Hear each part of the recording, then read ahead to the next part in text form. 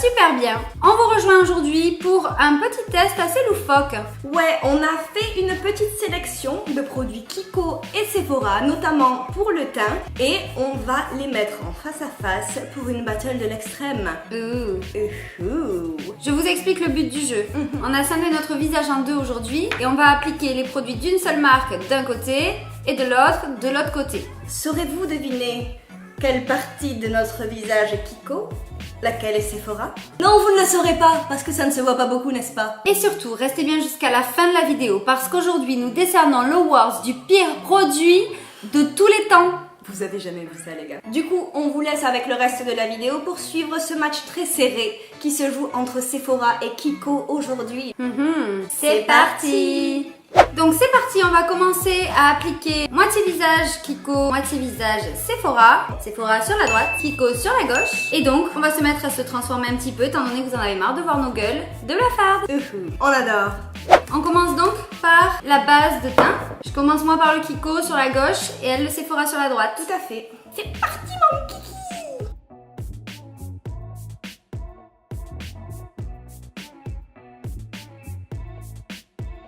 C'est bon pour toi?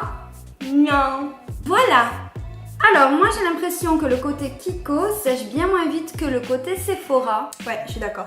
Pour le coup, la Sephora, elle a un espèce de côté poudré qui est franchement pas mal en texture. Et la Kiko, elle reste vachement collante, elle a l'air très grasse. En termes de cachage de pores, qu'est-ce que t'en penses, Chloé? Je pense que le côté Sephora qui donne un fini plus poudré est un peu plus sympa étant donné que la brillance sur l'autre côté accentue les imperfections en fait. La Sephora en fait elle donne un effet plus mat. Je sais pas si c'est parce que j'ai plus de lumière d'un côté que de l'autre, mais j'ai l'impression que j'ai moins de cernes du côté Sephora que du côté Kiko pour le coup. Ah oui mais carrément. Moi je dis thumbs up pour la Sephora quoi. Un point pour Sephora, on Oui. est d'accord. On est d'accord. Ch'ting. On va maintenant passer au fond de teint. Échange. Pas même couleur non. Non. On va être en mode double face, ça va être génial. Voilà. Alors qu'est-ce que tu en penses? Ben moi, je pense, je vais être très tranchante, je préfère de loin le Sephora. Le Kiko, il est hyper liquide et là, il laisse la peau super grasse et pour le coup, eh ben, il y a tous mes pores de là qui ressortent et je trouve ça un peu dégueulasse personnellement. Alors effectivement, je pensais que le Sephora serait plus gras par rapport au fait qu'il a une consistance plus crémeuse. Une fois la poudre appliquée et tout ça, je pense que le côté Sephora sera plus couvrant, plus uniforme et à la base c'est ce qu'on demande au produit. Moi je donnerai mon point à Sephora parce qu'on a demandé de la couvrance et qu'il m'en a donné. Après le Kiko peut être sympa pour les gens qui veulent juste un petit effet, Un petit voile léger. Voilà. Le point revient donc à Sephora. On continue donc sur la lancée avec les concealers.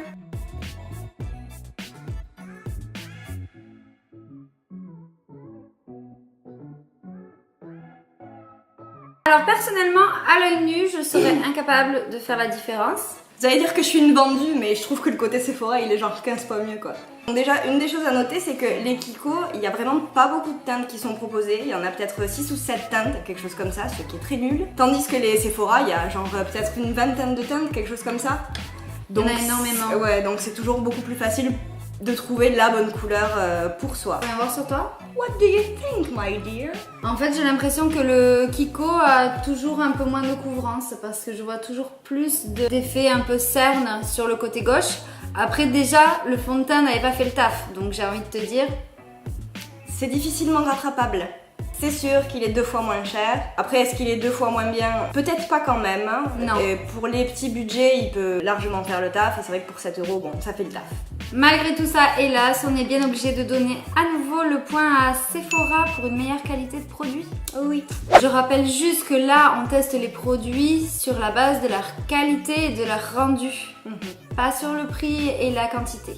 Nous passons donc to the powder. Première petite chose, je sais pas si vous êtes comme moi, mais je trouve ça trop mignon comme emballage. En fait, vous l'ouvrez et il y a un petit coussinet intégré. La poudre Sephora, elle, ce qu'elle a de nul, c'est que je sais pas si je suis la seule dans ce monde, mais je galère à ouvrir ce genre de truc parce qu'il y a genre aucune encoche qui vous permet de mettre les ongles et d'ouvrir. Donc il faut vraiment y aller un peu en mode au petit bonheur la chance quoi. Surtout si on a des problèmes de motricité, c'est pas très évident. Si vous savez pas de quoi on parle, regardez une de nos vidéos précédentes, on va vous mettre le lien juste là.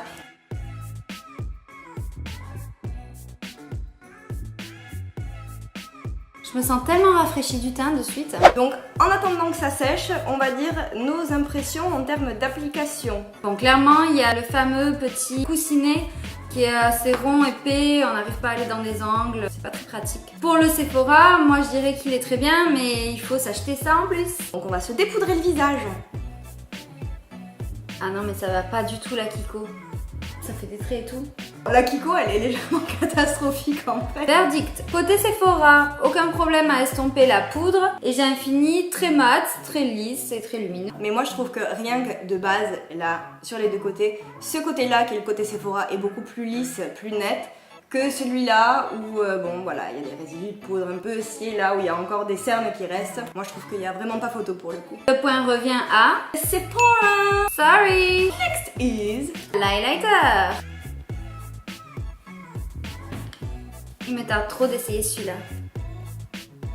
Ah oui, le Sephora, il est doré là, il est vraiment super sympathique. Pour l'été, c'est juste extra, ça donne bonne mine en même temps. Et là, on est vraiment sur de la lumière blanche. Oui, après, ceci dit, il fait le taf. Hein. Le Kiko donne quand même pas mal de glow. En fait, on va mettre tout simplement un point O2. Au niveau de la texture, il n'y a rien de très particulier à dire en différence. Les points reviennent donc au 2.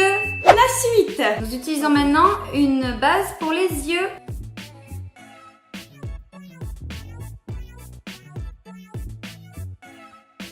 Moi je trouve qu'en termes d'application, les deux sont assez équivalents pour le coup.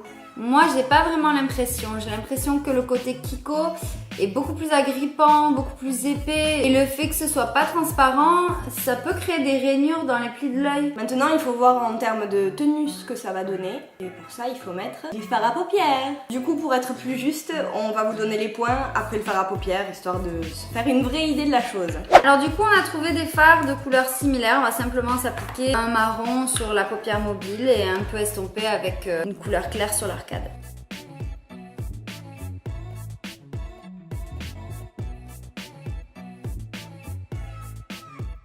Verdict, le Sephora, c'est des miettes. Et pour le Kiko, on dirait que le pigment n'accroche pas beaucoup au départ. En fait, en insistant, par contre, je trouve qu'au niveau du blendage des deux couleurs et tout ça, c'était quand même assez smooth. Ouais, assez délicat. Ouais. Pour en revenir à la base pour les yeux, moi j'ai quand même trouvé que celle de chez Sephora accroche un peu mieux le fard à paupières que celle de chez Kiko. Moi je mettrais mes points aux deux parce que je peux pas dire qu'il y en ait un totalement plus nul que l'autre, on va dire. Je suis assez d'accord quand même, ceci dit, c'est vrai que les deux sont largement utilisables et les deux font largement le job aussi. Je suggère donc qu'on donne un point à chaque marque.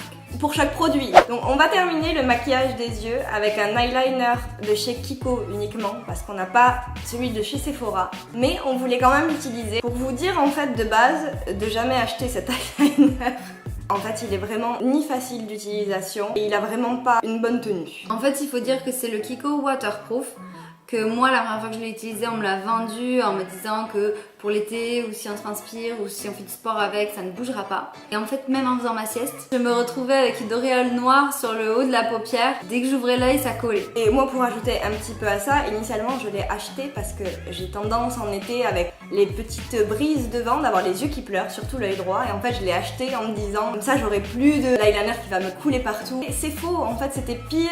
Et c'est, vous savez, c'est le genre de coulure que ça va jusqu'en haut du creux de paupière et ça revient là et ça vous fait l'œil de pendant la totale quoi. Après peut-être avez-vous une très bonne expérience avec et c'est tant mieux pour vous, nous en sommes très heureuses. Voilà, nous venons d'appliquer notre eyeliner pour vous expliquer vraiment à quel point cet eyeliner de chez Kiko est un poids dans la vie. J'ai appliqué un eyeliner sans marque. Tout simple, il n'est pas marketé waterproof, il n'est pas marketé quoi que ce soit, il est noir, il a un pinceau fin. Il coûte 2,50 €. Et il tient très très bien. Et donc voilà l'application du Kiko qu'on adore tant. Donc je viens de passer 5 à 10 minutes à le mettre pour essayer d'avoir un résultat ne serait-ce qu'un tout petit peu convenable. Et voilà directement ce que ça donne. Les petits points au-dessus des paupières, c'est agréable. L'embout est très très fin, mais très étrangement, à l'application, ça fait des pâtés. C'est très agaçant aussi, et du coup, ça crée un transfert d'eyeliner en bas de l'œil, sur la paupière inférieure. Et quand on sait, en plus de tout ça, qu'il ne va même pas tenir sur la longueur, ça fait chier. Alors du coup, une autre petite chose à savoir pour bien finir de démonter ce petit eyeliner Kiko, c'est qu'en fait, non seulement il ne tient pas, mais en plus, il arrive quand même à bien se coller aux cils et à les faire tomber. Et nous on s'est aperçu au bout de quelques semaines à mois d'utilisation que vraiment on avait perdu beaucoup de cils et parce qu'on galérait même avec un démaquillant waterproof à enlever tous les résidus d'eyeliner qui étaient restés collés dans les cils. Merci Kiko pour ce produit miraculeux. Que dire de plus? Eh ben, on n'a pas le Sephora, mais achetez le Sephora. Soyons concrètes, le point va à Sephora pour un eyeliner que nous n'avons pas testé. On va reprendre nos esprits, on va quand même tester les rouges à lèvres. C'est bueno. Mon propre avis est que cet embout carré n'est pas très pratique. Il a aussi une matière qui accroche plus. Je trouve qu'il faut y aller fort et plusieurs fois pour que le pigment vraiment soit bien étalé. Le Sephora au contraire, lui, il glisse bien sur la bouche. Le fait qu'il soit fin, ça facilite l'application, c'est certain. Ouais, les deux restent sympas. Après, il faut voir sur la longueur ce que ça dit en termes de tenue. Pour avoir testé les deux ont une très bonne tenue. Et les deux restent assez confortables au niveau de la sensation sur les lèvres. Je serais tentée quand même de donner un point à chaque. Moi je suis assez d'accord pour donner un point à chacun, il n'y a pas de différence flagrante. Dans l'ensemble, sur des produits qu'on a pris pour avoir à peu près la même couleur, la même pigmentation et le même rendu, lorsque je me regarde dans le miroir, je trouve pas non plus que je ressemble à double face. Je pense que la vraie différence se jouera peut-être en fin de journée. Quand le produit a décanté, il faudrait voir le rendu à ce moment-là. Je suis assez d'accord avec ce que tu viens de dire. Après, c'est vraiment sur le détail que les Sephora sont meilleurs. Et comme disait Chloé, sur la tenue, certainement, les Sephora, je pense, tiendront plus la route que les Kiko en fin de journée. La marque Sephora est un peu plus chère sur tous les produits de 4-5 €. Pour des gens, pour des filles comme nous qui se maquillons tous les jours, on préférera peut-être mettre ces 3-4 € qui vont nous permettre d'avoir un maquillage plus plaisant tout au long de la journée, avec plus de tenue, avec plus de couvrance, etc. C'est ces quelques euros là qui font la différence et moi personnellement je serais prête à les mettre. Si vous êtes dans le cas où vous avez très peu de budget, la différence entre les Kiko et Sephora est pas non plus énorme. Donc les Kiko feront très bien l'affaire si vous n'avez pas les moyens de mettre plus que des prix Kiko dans du maquillage. Mis à part bien sûr l'eyeliner. Jamais.